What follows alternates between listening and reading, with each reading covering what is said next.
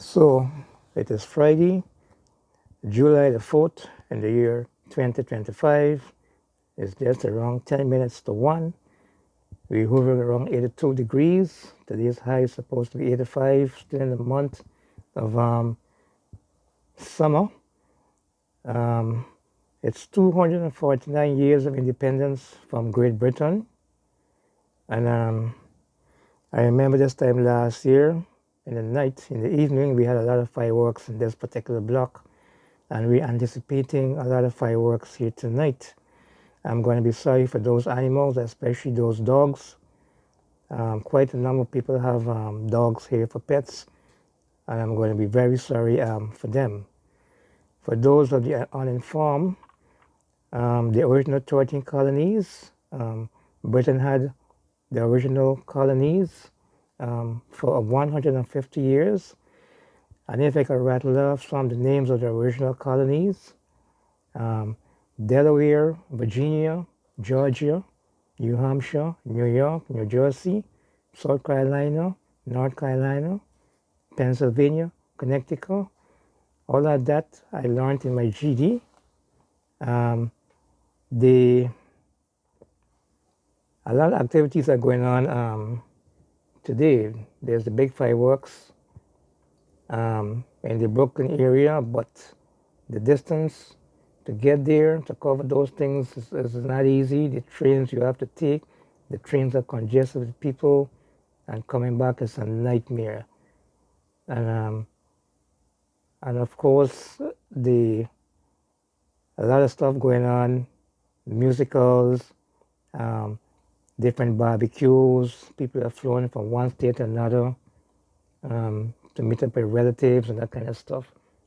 Anyhow, let's turn my attention to yesterday's press conference where the critic was inquiring from the vice president about Mohammed, whether he's a national threat, how come he's moving around freely when he has all these different allegations or charges against him. Critic was referenced to Baby Skello. Baby Skello was jailed. Of course, he was bailed. I want to know why Mohammed is being allowed to move around freely. In other words, to paraphrase it, he's trying to say, well, why is the government not trying to attempt to put him behind bars? You're going to hear JAGDEO replying to that. I'm not going to try to answer what JAGDEO said. I have no, how to put it this way, big thing for Mohammed, because following politics in Guyana, it is known fact that the Mohammeds are supporters of the PPP.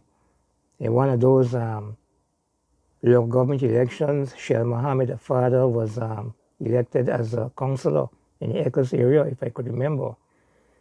And if you're following local elections, you know that they're probably one of the biggest financial donors to the PPP. In fact, under the PPP, the Mohammeds got the contract to build the Guyana Fire Station headquarters there in Hathaway Street.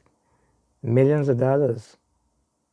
So that's why I would keep saying I hold no brief for the Mohammeds, because it is well known that they were close supporters of the PPP. When Ali became president, he was seen in the bulletproof vehicle of the Mohammeds. So they were once close buddies, but circumstances, whether the sanctions, apparently now they're like sworn enemies. And for that matter, I do not believe that Mohammed is a puppet of Maduro. I do not believe that. That's something that I wanted to share here. The lobbying firm that is being paid $10 million Ghana dollars a month, they have to do what they have to do. The lobbying firm is working for their money. You can see people posting the answers the president made when he was asked about the lobbying firm. And you can see what JAGDEO said yesterday. I don't have to go into that. But For those of us who are following politics here in America, unfortunately, a lot of Guyanese who live here, they're more interested in following politics in Guyana more than what's going on here. They have the people trying to be elected here to represent them, but they don't go out here to vote here in America. In local government elections here, they're more interested in what's going on in Guyana. So you have people like me who follow what's going on here. And some of us know from very long what are the agendas of these lobbying firms. The first time I was trying to fathom what these lobbying firms do is the lobbying firms in terms of the pharmaceutical industry, trying to see if they can influence the prices of drugs, trying to influence the over-the-counter drugs, that kind of stuff. That's the first time I started following what these lobbying groups do. And if you go a simple Google, what are lobbyists and what do they do? Lobbying is a process of influencing government policy by advocating, persuading, and influencing legislators and other government officials. This practice is often conducted by professional advocates known as lobbyists. And they do this for a fee. They do this to be compensated. So the lobbying firm that is employed by the government for $10 million Ghanaian or $50,000 a month, they're doing their job. They are doing what they were paid to do. As the Vice President said, they did not tell the lobbying firm that Azrin Mohammed is a Maduro puppet. That's what the Vice President said. So, in my interpretation, the lobbying firm is doing what they were paid to do. As simple as that. Remember, people, it's all about politics. The countdown has started. Lastly, the Americans have identified, through their congressmen, identified how much of a threat Azadin Mohammed and the Mohammeds are by their association. At least the Americans must have had intelligence to suggest an association with the Venezuelan, even calling Azadin Mohammed a Maduro puppet. The president, no less than the president of the Cooperative Republic of Guyana, has come out and spoke about this threat. This individual has been sanctioned, is accused of smuggling gold, accused of racketeering, smuggling, and a number of different things. The PPP supporters are reaching out to me and suggesting they're getting mixed signals, because if this individual is a national threat, how every day people get in problems for traffic offenses, or rent, or for the car, people ended up in jail. Baby Skello was in jail for blasphemy, but Azadin Mohammed is allowed to roam free in this country while being called everything but good by the PPP. I didn't want to waste my time today again with Mohammed. But really, I think by now more people are understanding more about the Mohammeds. And that's the reason why he is hiding from public scrutiny. So everything about him is curated. They take the images, Photoshop them, and then post the images. They take the videos and cut them and post them on their pages. And then anyone else who comments on their page, they delete the comments or block the people, so you only get positives. It's a carefully curated image to mislead. And the media in this country, you're asking me about it. The media in this country, or a significant part of the media, is complicit in this because they believe that somehow he may cause a split in the PPP votes. So the entire opposition media and the commentators have covered up for him and given him a free pass. Now just imagine a person vying to be the president of Guyana and has no press conference so far. I saw Amanza Walton engage with the press and then said, we're not taking questions, but at least she read out a statement, engage in the press. And everyone was harassing her, rightfully so, because she invited people to go there and she did not want to take questions. And they were critical, Nazima Raghubir and everybody of Amanza. And you know my views on Amanza and the others. So I no love is lost there. So, because she believes Indo-Guyanese are mentally lazy. And she's linked up with two parties who share that sentiment. You know where that's coming from. But at least she held a press conference and they were critical, acting on like getting on a high horse, the media. And this guy is running a campaign for months now and wouldn't even face the press once. And he gets a free pass. But then they carry all these positive stories about him. Downplay every negative and carry positive stories. Would not ever sit at one engagement for 20 minutes. He says, I rant for 2 hours and all of that, the usual APNU line he carries. But wouldn't sit down for 20 minutes and answer questions. So you see now, and you know why. And you know why.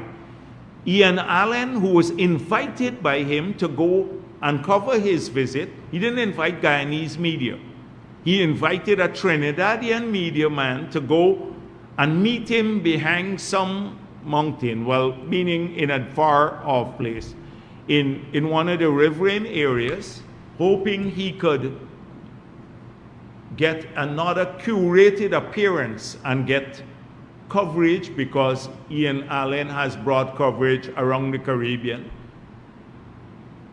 Went there, and it started off well. And then the guy asked him some questions. He said, but how are you going to run the country if you're sanctioned? So, no, the first question was, what about the sanctions? And he said, they're removing the sanctions soon, which is a major lie. He has no clue. In fact, long before its removal, they may fetch him. But that's a different story. So he says that. He says, how is that so? I've hired lawyers to get that done. But I can't tell you the name of the lawyers. Imagine if we were to say that. Everybody would say, you're crazy. So he lives in a different world. The guy said, what about the gold that you're smuggling? He said, I don't know about that. Listen to that. I don't know about that. So he thinks because he doesn't answer it, the sanction and the gold smuggling goes away. He doesn't know about that. And he was asked about how could you run a country if you were sanctioned. He said, Irfan Ali was sanctioned and Modi was sanctioned. No, but that's not true. Irfan Ali and Modi were never sanctioned. He is an OFAC sanctioned individual. You can't do business with him if you're a United States citizen, and any other citizen of any other country in the world can face law enforcement action and sanctions if they do business with him. That's in the OFAC release. Irfan Ali and Modi were never sanctioned. Even if you don't get a visa, that's a different form of sanction. That's not OFAC. OFAC sanction is Treasury. It's one of the highest. It's selected from the only a few people around the world. This is one of the highest levels of sanction when you're sanctioned by the United States Treasury Department. The thing is that immediately, once you get sanctioned here, you can bring, if the country continues to engage with you, you get sanctioned. That's why we've had to shut down all of the engagements with him. They lost their the cabotage and everything else, the vessels that they were moving, I think, stone with. And then the cambio license was taken away. Imagine if we didn't take away the cambio license and they could continue buying US currency and trading that. You know what will happen? The country will be sanctioned. That means you, critic, can't use your credit card. You can't make a purchase online because we don't lose correspondent relations with the US banks. We can't settle any payment with US entities, with Visa or MasterCard or whatever else. You're done. You shut down the country and our payment system. That is what was at stake. But no, they're offended. The PPP should have protected them. Look at the big bad PPP. After we get sanctioned, look how they treated us badly. They took away our cambio license. They took away our